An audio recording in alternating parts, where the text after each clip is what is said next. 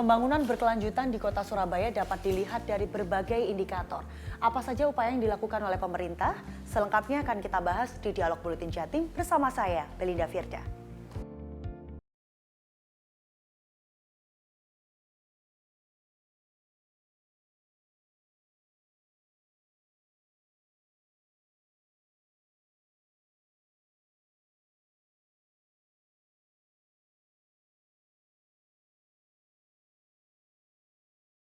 Ini kita membahas terkait bagaimana akselerasi pembangunan berkelanjutan di Kota Surabaya.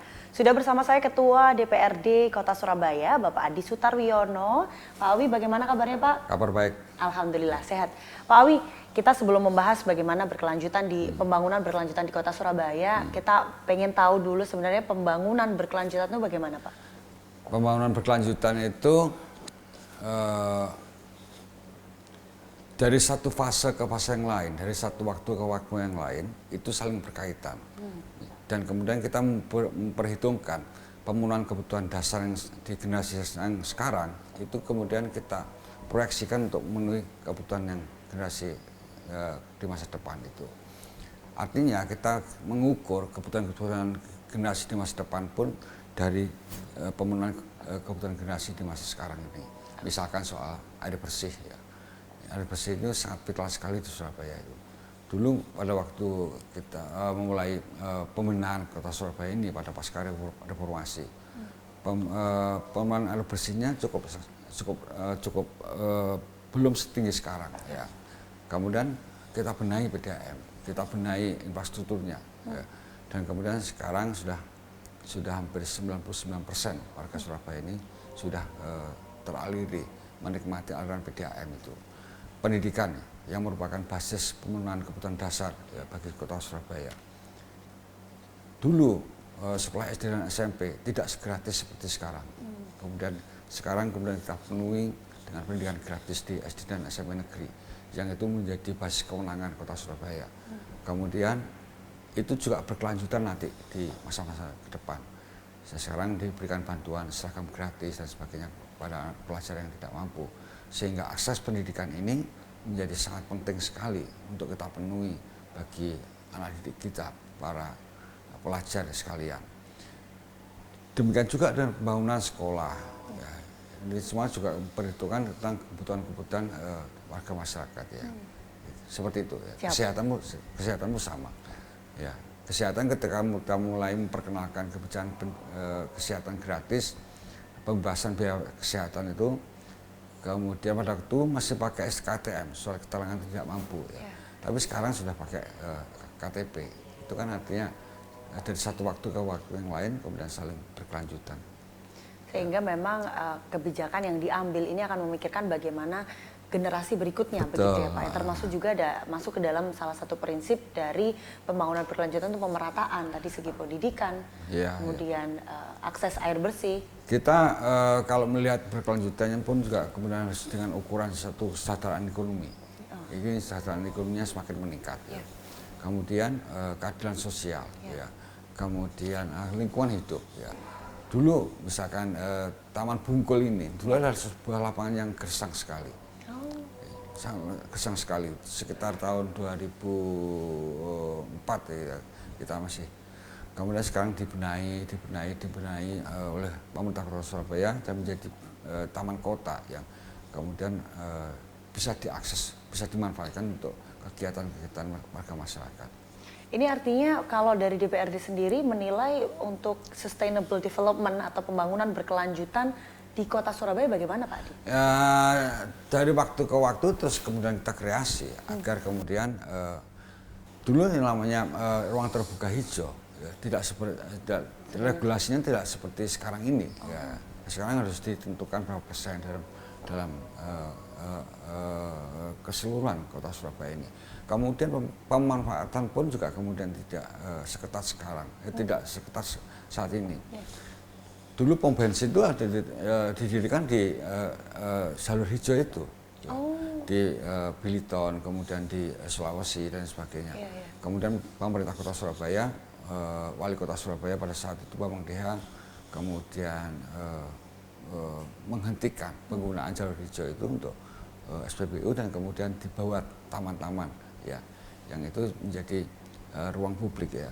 Kemudian pembangunan lingkungan ya, dengan perhatikan terus semakin digalakkan penghijauan di Surabaya ini. Ada Mas Bambang Deha sebagai wali kota Surabaya, kemudian Bu Risma sebagai wali kota Surabaya, dan kemudian diteruskan Mas Ari Zahidil, Mas Armuji. Terpelihara dari waktu ke waktu. Nah, maka kemudian pada waktu kalau Mas Bambang Deha jadi wali kota Surabaya tahun 2002 ya, itu sudah mempertimbangkan nanti kebutuhan generasi sekitar tahun 25 tahun ke depan, 20 tahun ke depan. Surabaya boleh kota di tepi pantai, tapi kemudian harus didorong supaya ada penurunan suhu yang itu bisa dihasilkan dari penghijauan yang sangat baik di Surabaya ini. Tapi sebenarnya kalau kita melihat kondisi dari kota Surabaya ini kan biasanya identik dengan panas, kemudian kota metropolitan, sehingga pemenuhan untuk memperhatikan sumber daya alamnya, kemudian menjaga lingkungannya, ini harus diperhatikan khusus. Apa yang sudah dilakukan, Pak? Pertama lingkungan hidupnya, terus kemudian kerukunan warga masyarakatnya, ya. Artinya kerjasama, gotong royong itu terus dipenuhi. Kemudian pembangunannya juga kemudian didorong pemerataan. Dulu pembangunan itu berada di tengah kota, atau kemudian wilayah pinggiran tidak tersentuh.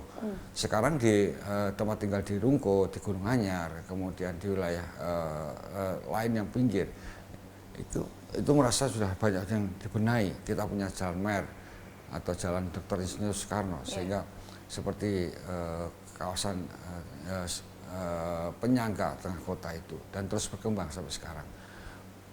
Pergeseran penduduknya pun kemudian ada berangsur-angsur kemudian berlangsung ke wilayah timur, wilayah barat dan sebagainya, tidak terkonsentrasi di tengah kota saja. Sehingga ini upaya berkelanjutan secara bertahap begitu ya, Pak Awi, untuk pemerataan. Dan 2021 juga 2021, 2022, 2023 dan sebagainya. Pada saat kita mengalami pandemi COVID-19 itu, kemudian warga masyarakat pun juga kemudian masih menghidupi jiwa gotong royong dengan bagaimana menanggulangi COVID secara bersama-sama itu. Setiap momen 17 Agustus ya, tanggal 16 Agustus, itu semua kampung melakukan tirakatan. Warga kampung kemudian datang ke tempat perhelatan, duduk sama rendah, berdiri sama tinggi, dan semua dari berbagai latar belakang yang berbeda-beda ya. Dan mereka guyup dan kemudian bekerja sama satu sama lain. Ada lomba dan sebagainya itu. Ya. Tapi kalau kita melihat sebenarnya di eranya Pak Eri dan juga Pak Armuji, ini optimis di sektor pembangunan. Nah, sebenarnya ini apa saja, Pak? Tahan dulu, Pak, jangan dijawab. Pemirsa, tetap di Dialog Buletin Jatim. Pemirsa, kembali di Dialog Buletin Jatim, masih bersama saya Ketua DPRD Kota Surabaya, Pak Awi. Tadi kita lanjutkan pembahasan kita terkait pembangunan berkelanjutan di Kota Surabaya, dan kita melihat bahwa eranya Eri Armuji ini ada spirit untuk sektor pembangunan. Nah, ini sebenarnya bagaimana, Pak? Dulu di masa COVID, ketika pertama kali dilantik, Wali Kota Surabaya tanggal 26 Februari tahun 2021. Pertumbuhan ekonomi kita di tahun 2020 itu terkontraksi sampai minus 5 pada waktu. Kemudian di tahun 2021 terus mulai kemudian meningkat ya. Di tahun 2022 ya sudah menjadi surplus sampai di angka 4% dan naik dari minus ke surplus 4%. Terakhir kemarin pada waktu pertanggungjawaban APBD tahun 2023, Wali Kota melaporkan pertumbuhan ekonomi kita sudah semakin kokoh. Ya. Kalau menurut catatan BPS kita di angka 5,27%. Ya. Itu artinya dari waktu ke waktu, dari tahun ke tahun terus terjadi penguatan pertumbuhan ekonomi kita. Ya. Kemudian pengurangan kemiskinan. Ya. Tingkat kemiskinan juga kemudian cukup drastis di Kota Surabaya ini. Sekarang angka kemiskinan terakhir itu kalau nggak salah sekitar di angka 4% ya. Nah, ini semua hanya bisa dikerjakan kalau seluruh kekuatan masyarakat itu dia dilibatkan, diajak terlibat. Dan beruntung kita di Surabaya ini punya tradisi untuk melibatkan itu semua melalui musrenbang, musyawarah perencanaan pembangunan, mulai tingkat kelurahan, meningkat lagi di tingkat kecamatan, berjenjang kemudian ke tingkat kota Surabaya. DPRD Surabaya pun juga kemudian terbuka terhadap masukan dan sebagainya, sehingga DPRD itu bisa menjadi rumah bersama bagi warga masyarakat.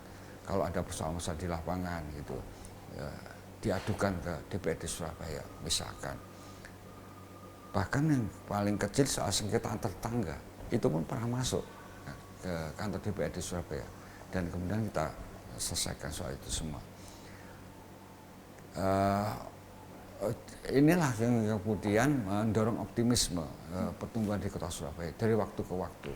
Saya sering mengatakan bahwa setiap zaman ada pemimpinnya, setiap pemimpin ada zamannya. Di era Eri Cahyadi dan Armuji ini terus kemudian ada pertumbuhan yang sangat positif untuk kota Surabaya. Ya. Dulu tidak ada peringatan Hari Besar Agama di balai kota. Dulu.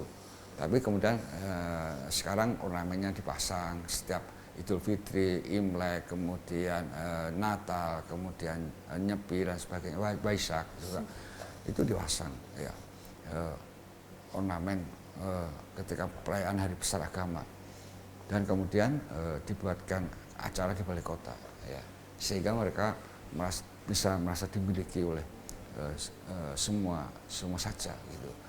Dan memang betul mengelola kota Surabaya ini tidak bisa sendirian ya. Kolaborasi antar berbagai pihak itulah kunci untuk mendorong pertumbuhan yang lebih positif lagi.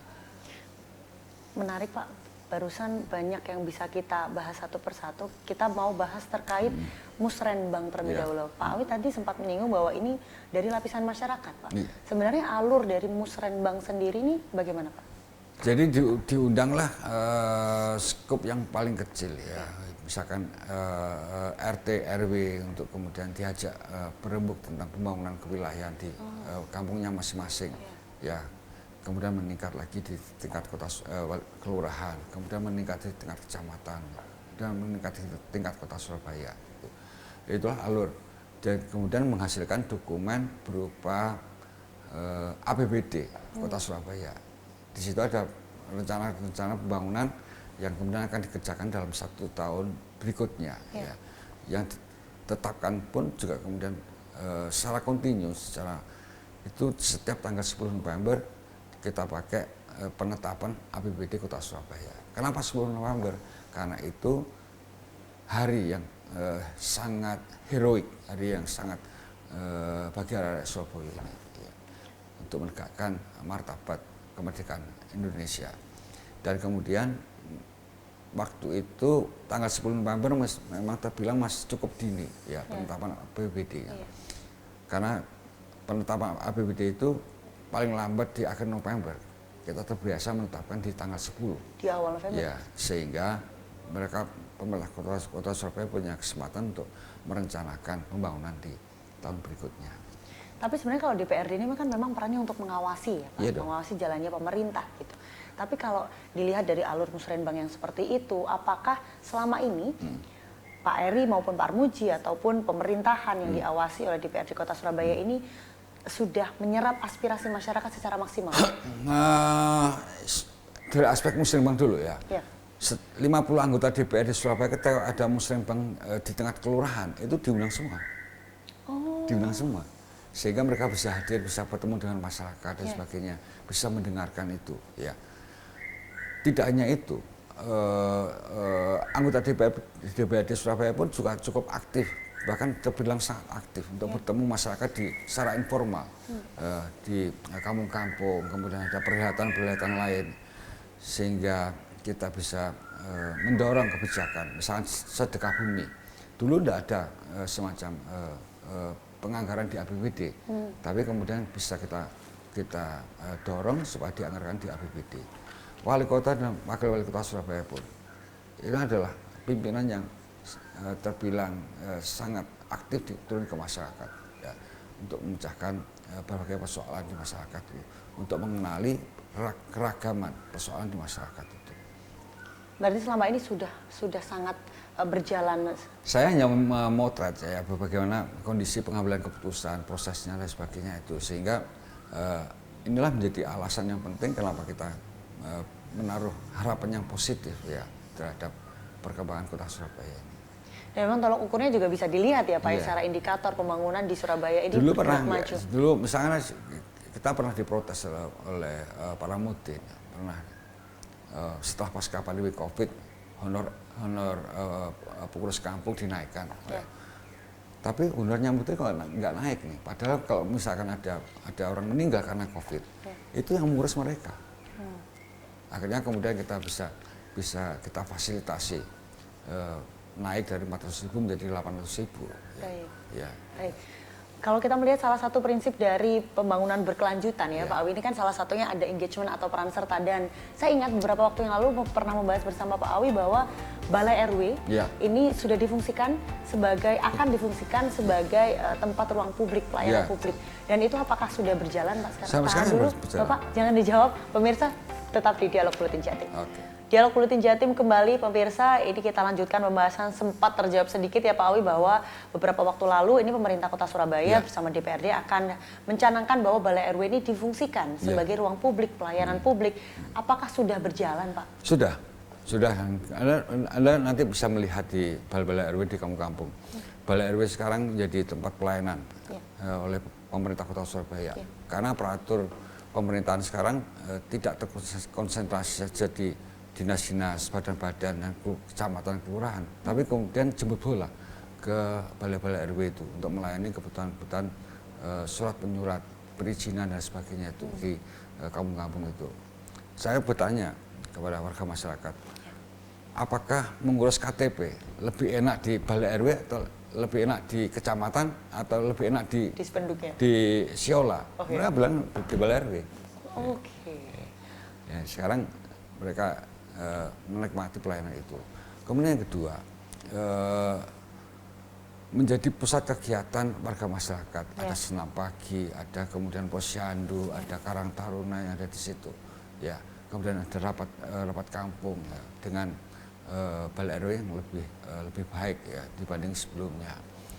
Nah, dulu balai RW itu kebanyakan hanya untuk menyimpan barang. Iya, gudang ya Pak. Aku nggak bilang gudang, tapi untuk menyimpan barang. Ya. Tapi kemudian sekarang sudah banyak difungsikan untuk kegiatan warga masyarakat itu. Kemudian balai-balai RW sekarang jadi lebih hidup di tengah perkembangan kota Surabaya ini. Tapi kalau DPRD melihat Pak, peran dari, maksudnya fungsi dari Balai RW sendiri ini, evaluasi yang sudah berjalan apa Pak? Ada 1.400 RW di kota Surabaya ini. Berarti ada 1.000, sekarang catatan kalau nggak salah sekitar 1.000 balai RW yang sudah kemudian dimiliki oleh kota Surabaya ini. Ada sebagian besar sudah direhab, diperbaiki, dicat ulang, diberi underdelnya atau pirantinya yang sudah aus kemudian diganti yang baru. Di balai RW pun kemudian kemarin setelah ada kegiatan-kegiatan lain, kemudian ada sinau bareng, sinau bareng. Ini untuk anak sekolah yang setelah usai sekolah mereka jadi jam belajar di sekolah itu, kemudian mereka pulang ke rumah di kampung mereka mendapatkan asupan pelajaran dari guru-guru di luar jam sekolah. Ya, yang dibiayai digerakkan oleh Dinas Pendidikan Kota Surabaya itu. Kemudian juga ngaji bareng di situ ya, sehingga di Balai RW pun juga untuk memperdalam ilmu keagamaan, pengetahuan tentang keagamaan, ketakwaan dan sebagainya itu untuk anak-anak generasi penerus ini. Kalau disebut sama Pak Awi tadi ada 1.400 RW tapi masih ada 1.000 Balai RW. Ya. Nah, untuk yang 400 sisanya akan direncanakan seperti apa? Secara gradual lah, secara gradual. Ya. Akan dibangun berarti? Ya, kalau misalkan dirasa dibutuhkan ya harus dibangun, dipenuhi ya. Tapi yang jelas manfaat dari Balai RW yang saya ingin menunjukkan betapa kemudian dalam 1-2 tahun ini akan terjadi lompatan penanganan kebijakan, pembenahan kampung-kampung, pelayanan publik dan sebagainya di kampung-kampung itu dengan pemanfaatan Balai RW itu. Balai RW yang dulu tidak banyak disentuh, sekarang menjadi disentuh untuk diperbaiki. Bahkan aktivitas warga di diaktifkan di situ. Tapi kalau secara keseluruhan Pak Awi menilai dari kinerja pemerintah yang dipimpin oleh Pak Eri dan juga Pak Armuji, melihat dari sustainable development itu bagaimana? Mas Eri Cahyadi ada sebagian kebijakannya yang kemudian melanjutkan, memperkokoh, memperdalam dari kebijakan-kebijakan yang sebelumnya. Tapi ada juga yang kemudian kebijakan-kebijakan yang bersifat baru. Ya, apa yang baru misalkan? Pemberian beasiswa untuk siswa SMA dan SMK, negeri dan swasta, pemberian beasiswa pemuda tangguh. Ya. Di era sebelumnya tidak ada. Di era Mas Eri Cahyadi ini kemudian diberikan beasiswa untuk pelajar SMA dan SMK, ya, negeri maupun swasta. Ya. Kemudian ada pemberian seragam bagi pelajar SD dan SMP, negeri maupun swasta yang kemudian tidak mampu. Ya. Kemudian ada pemberlakuan pelayanan lebih progresif dengan melakukan KTP, kartu tanda penduduk, sebagai basis pelayanan kesehatan, ya, di puskesmas, rumah sakit dan sebagainya. Itu yang kemudian ada pembangunan rumah sakit tipe C di Surabaya Timur. Jadi kita punya 3 rumah sakit nantinya. Berarti memang kalau dari DPRD, kacamata DPRD ini di bawah pimpinan Pak Eri dan juga Pak Armuji sudah sangat pesat pembangunannya. Ya, ada pemenuhan kebutuhan masyarakat itu di kampung-kampung juga begitu. Penerangan lampu penerangan jalan umum PJU, ya. Kemudian semakin terang di kampung-kampung itu. Pembengisasi, pencegahan banjir, kemudian pembangunan sudetan itu juga berlangsung sangat pesat sekali. Singkat Pak Awi, tapi terkait bagaimana kebijakan ini, DPRD ini kan posisinya di tengah ya Pak, menerima masukan dari masyarakat juga. Apakah ada keluhan dari masyarakat terkait pemerintah sekarang? Ada dong, pengangguran, kemiskinan, ya. Itu kemudian kita suarakan. Kemudian banjir masih ada lagi, soal ada jalannya rusak, kemudian jalan kampung dan sebagainya itu kita kemukakan kepada di ruang-ruang publik, ya, melalui media massa, melalui rapat-rapat komisi, justru untuk memastikan bahwa pelaksanaan kegiatan pembangunan di tengah masyarakat itu semakin mengenai sasarannya dengan tepat sekali, dengan efisiensi dan efektivitas pemerintahan itu.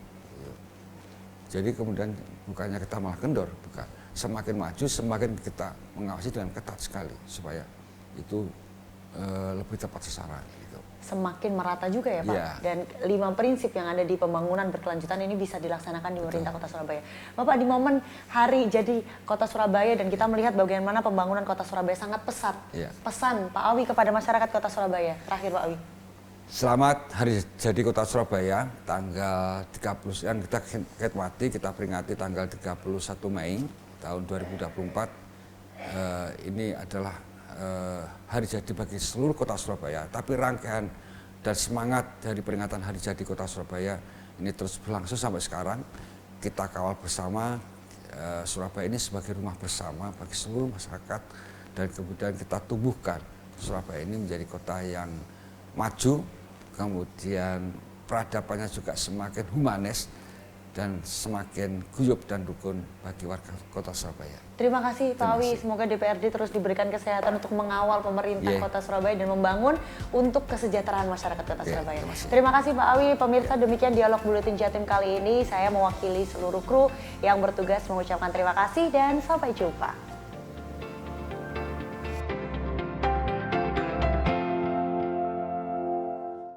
Jelajahi cara baru mendapatkan informasi. Download Metro TV Extend sekarang.